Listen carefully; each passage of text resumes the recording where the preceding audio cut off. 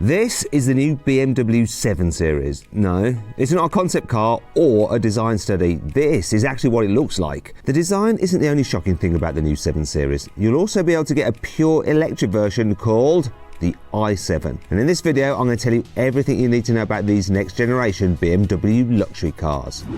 Buy, sell, Carwow.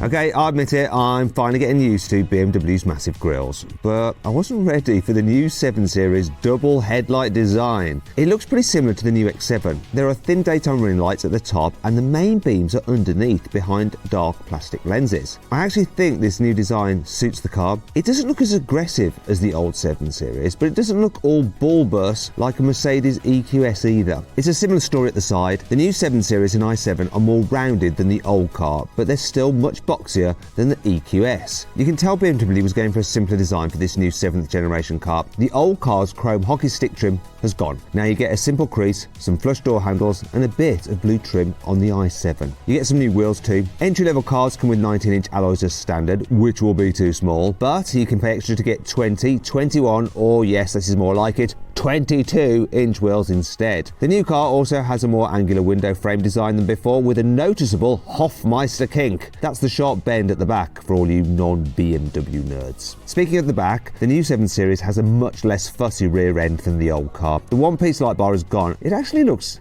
a little bit more old-fashioned. But what do you think? Do you like the look of the new 7 Series and the i7, or would you rather have a Mercedes S-Class or an EQS? Let me know by voting in the pinned comment below this video.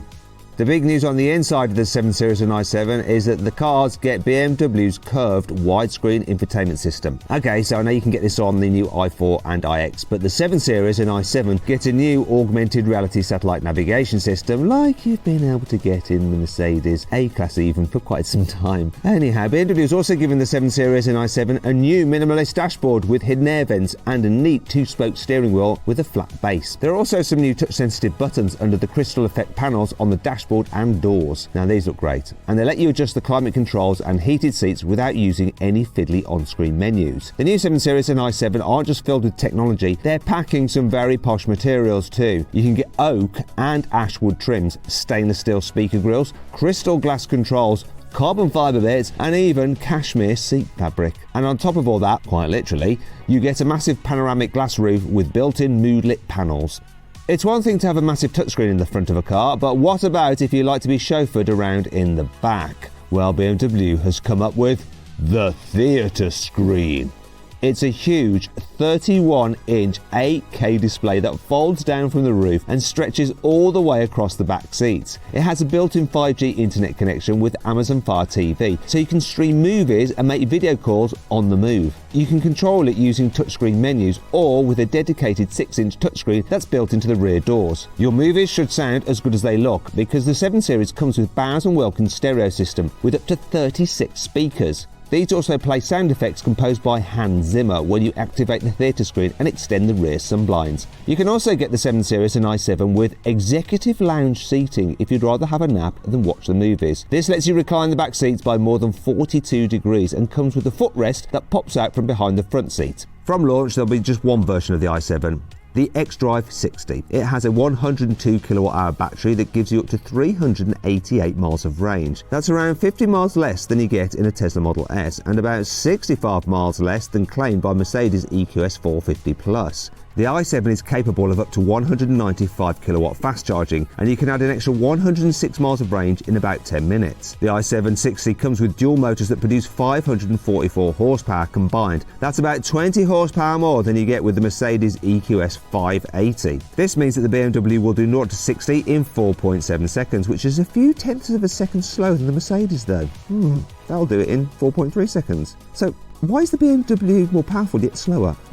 I think there's a marketing reason for this. You see, BMW has confirmed that it'll build a much quicker i7 M70, and that'll have 660 horsepower on 1,000 Newton meters of torque, making it the most powerful BMW road car ever. Now that car will be able to do 0 to 60 in around 3.5 to 4 seconds, and it'll arrive later in 2023. If you're not ready to make the switch to electric cars, then maybe you should stick with the normal BMW 7 Series, and that will come with 6 different petrol and diesel engines. They're all mated to an 8-speed automatic gearbox and some form of hybridization system. Rear-wheel drive 735i models use a turbocharged 3-litre 6-cylinder engine and a mild hybrid system to produce a combined 286 horsepower. There's also a more powerful rear-wheel drive 740i with 380 horsepower. If you need even more grunt, there's a 4-wheel drive 760i that uses the mild hybrid system and a twin-turbo 4.4-litre V8 to make 544 horsepower. Fortunately, none of these cars will go on sale in Europe.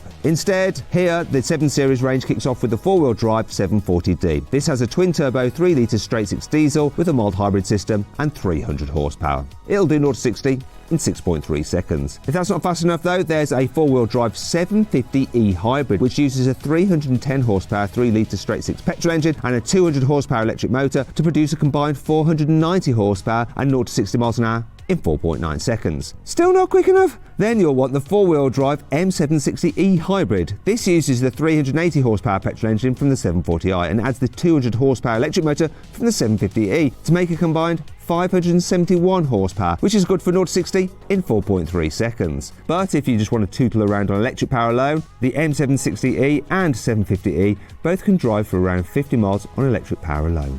BMW has revealed the new 7 Series and i7 side by side for a reason. They're built using lots of shared parts. If you put the two car chassis side by side without the engine, motors or batteries, they'd look almost identical. It's very similar to how BMW turned the 4 Series Grand Coupe into the i4 electric car. This is completely different from what Mercedes did when it made the S-Class and EQS. Those were designed to be completely separate from day one, so they don't share any major parts. The new 7 Series and i7 will only come as long wheelbase models. This means you'll get absolutely loads of legroom in the back, whether you like it or not. The new cars are actually 1 centimetre longer and almost 5 centimetres wider and more than 5 centimetres taller than the old long wheelbase 7 Series, so they're pretty massive. Petrol and diesel versions have 25 litres more boot space than the old cars too, and plug-in hybrid models are even better. They store their batteries under the floor, just like the i7 electric car. This frees up 105 litres of space in the back compared to the old plug-in hybrid models, which kept their batteries in the boot. Every new BMW 7 Series and i7 gets adaptive self-leveling air suspension as standard. This can lower the car by 10mm at speed to help reduce drag, or raise it by 20mm so you don't scrape the bumper on steep driveways or speed humps. You can also pay extra to get the new 7 Series with rear-wheel steering. This turns the rear wheels by up to 3.5 degrees to make the car more manoeuvrable in town, and it'll turn them in the same direction as the front wheels to make it more stable on motorways. There's also an optional active body control system, which uses the standard air suspension and some extra electric motors fitted into the anti-roll bars to stop the car's body leaning in tight corners. It can also disconnect the anti-roll system when you're cruising to help the suspension deal with small bumps and vibrations more comfortably. The BMW 7 Series and i7 come with loads of driver assistance features, including a new adaptive cruise control that works up to 130 miles an hour. This can accelerate, steer, brake and change lanes for you, and use GPS to know when to slow down for corners, junctions and slip roads. It can even slow down in built-up areas, adjust its speed when it sees a speed limit sign, and automatically stop at red traffic lights. The car even lets drivers in the USA take their hands off the wheel completely at speeds of up to 81 miles an hour.